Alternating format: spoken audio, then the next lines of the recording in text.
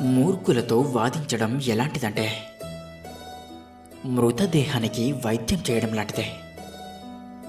వైద్యానికి శవం ఎలాగైతే స్పందించదో మూర్ఖులతో కూడా అంతే. చెప్పేది ఎప్పటికీ వినరు.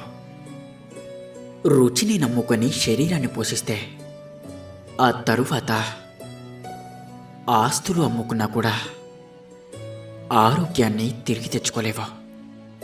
గుర్తుంచుకోండి. కోపాన్ని ప్రదర్శించకూడదు, వివరించాలి. అలాగే ప్రేమను చెప్పకూడదు, చూపించాలి. అర్థమైందనుకుంటా. ఒక స్త్రీ మగవాడు లేకపోయినా సరే తను బ్రతకగలదు. కారణం స్త్రీకి ఆత్మవిశ్వాసం ఎక్కువ.